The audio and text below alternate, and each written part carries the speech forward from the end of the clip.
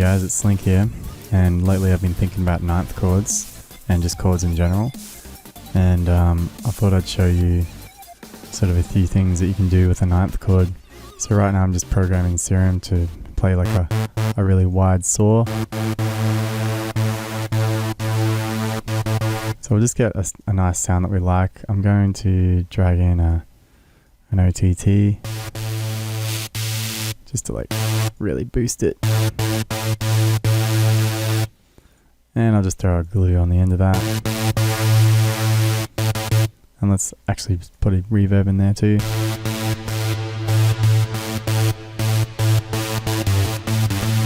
Alright, that sort of sounds kind of future-y.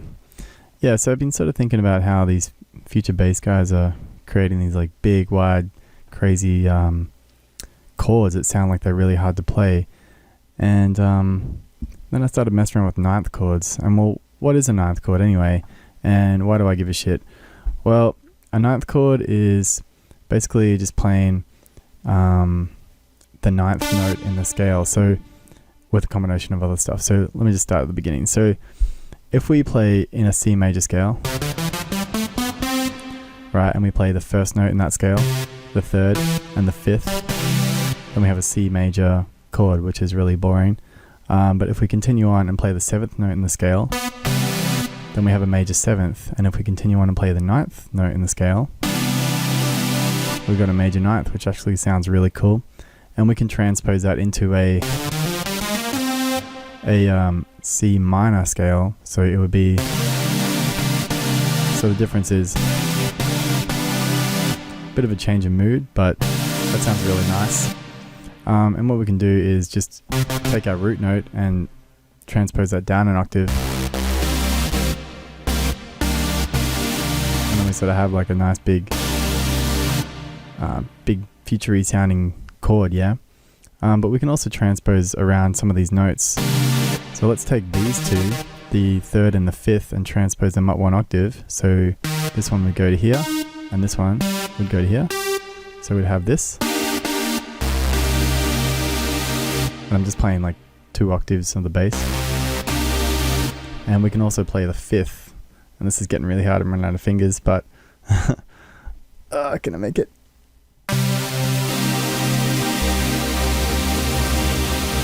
Just. It's really hard to play. So at that point, I'm starting to think, you know, we have to figure out a way to automate this. So let's just add a new MIDI channel. And thankfully, Ableton has a chord plugin that we can use. So all we need to do is figure out how many semitones are in between all the notes that we want to play. So what was it? Oh man, I forget it now. So we want to play these ones. So this is the first note that we're going to be playing. So we won't need to enter a value for that. But 7 semitones up, we have the 5th note in the scale. And then 10. And then from memory, 14, 15, and 19. So if we just go here and enter in 7, 10, 14, 15, and 19, okay, in our chord plugin. And then we can also get that last bass note, which is just one octave down, so 12 semitones down. We can send the MIDI information, let's just arm that channel, from here into our Serum, and let's just rename this Chords. Oh, Chords. Chords, and we'll rename this Play. And let's just give it like a color. Alright, pink for play. Okay, and then we'll set the chords to input mode. And now if I press literally one key on the keyboard, I'm playing like a giant chord. Check it out. I'm just pressing one chord, one button. And we have a big future-y sound. So I just have like a little drum beat here that I got from a Vengeance pack. It's just a generic dubstep beat. Let me just change the tempo to 70. Alright, super boring, but we'll just hit record and we'll see if we can come up with something here. Alright, let's just do it.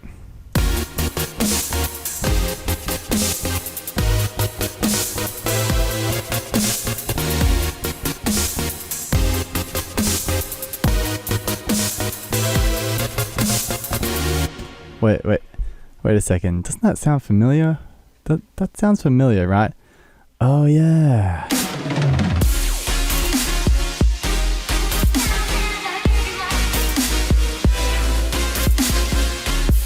That's right. It sounds exactly like Geotheory Future Love Part 1. So there you go. He's written the whole song using ninth chords that are sort of just transposed around the place, which is really cool. But the weird thing is when we record it like this, I just have the singular notes that I was playing, and I kind of want to see the whole chord and how, you know, every note is placed, and then maybe I can add a sub or whatever. So all we need to do is just arm this channel down here. But actually, before we do that, let me just I'll just quantize my bad timing here.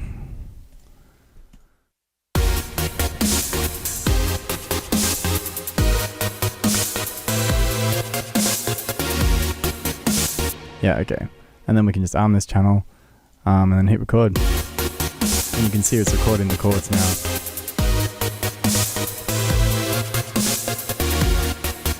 Alright, that's enough. We don't need any more of that. We can just loop that. So we'll just hit that into auto, and now there we go. So if we add a new MIDI channel, well, let's call this sub, and we'll give it a sub color. And I just realized my window is all out of whack here. And just real quick, we'll drag in a massive channel, plug in, and I'll just quickly make a sub. Let's go a sine wave.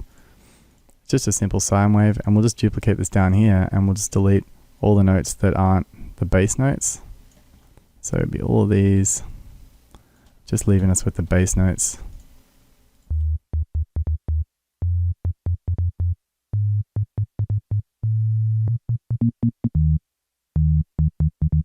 Cool. Let's actually transpose all this down one octave.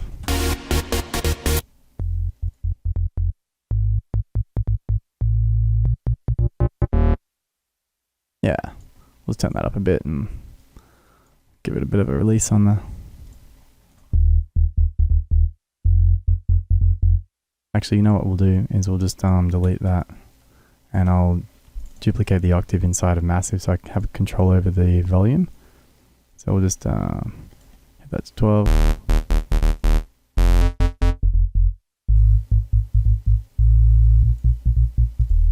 Cool. So now we sort of have like control over the sub and control over the chords. And the only other thing to sort of do with a future bass kind of track would be to sidechain everything really, really heavily.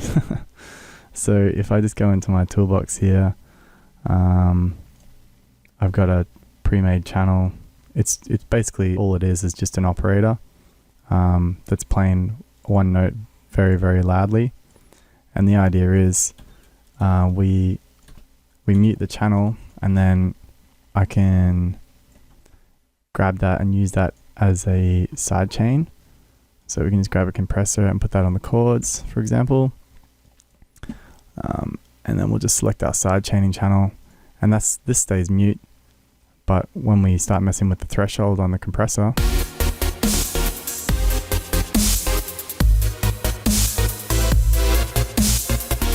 you can start hearing that super, super sidechained,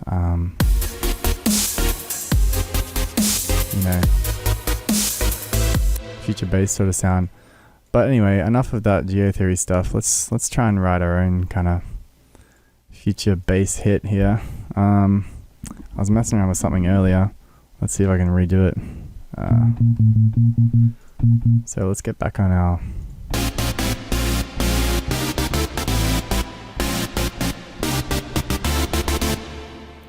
Alright, let's just see what we do.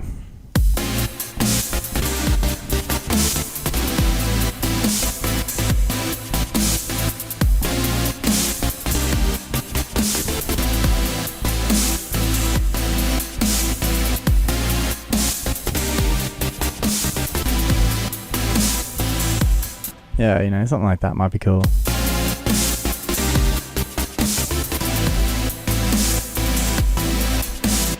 So we can just go in here and we'll just quantize this so that all my terrible timing is fixed. And let's fix some of these notes maybe.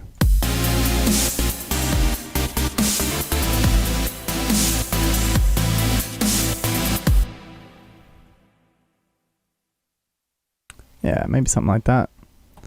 And yeah, let's not duplicate that. And we'll just record the chords down to here.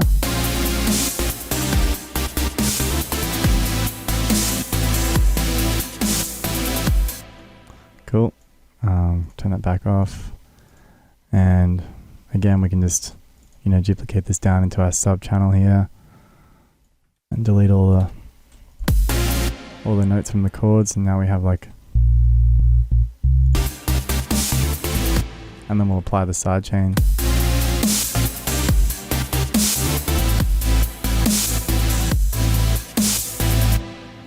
And we got like kind of like a future bass sort of loop there now, which sounds kind of cool. So, you know, and then there's just a mix down, and you gotta, well, what does he do?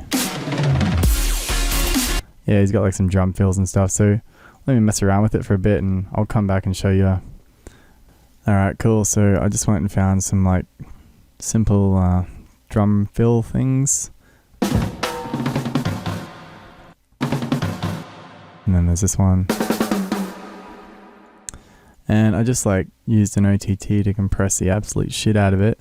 And then used a glue compressor to make sure there was no peaks. And I've got this reverb automating so that it turns on for those last two hits, and etc. So, and that sounds really cool, like with everything else. I also just duplicated the serum that we were using before, and you know, after I put some reverb and junk on it, and put it up here, and just changed. I turned oscillator A off and just changed this to a saw wave and added a flanger sort of filter thing, and wrote a little solo. And anyway, it sounds like this. If I turn that on to auto.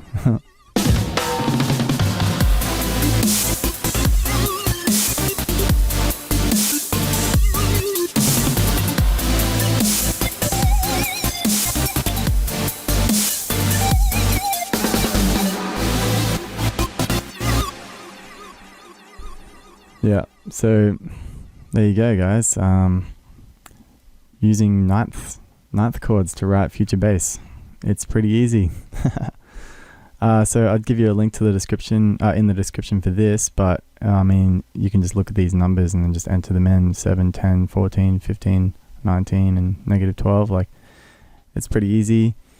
And you know, if you find a chord that you really like, you can always just figure out how many semitones are between all the notes in the chord, and then input that into a chord plugin, and then just transpose it around all over the keyboard, like however you like, and write some crazy deep house thing or future bass thing, whatever. It's kind of fun, and it'll definitely get your inspiration juices flowing. So cool. Thanks for watching, guys. Peace.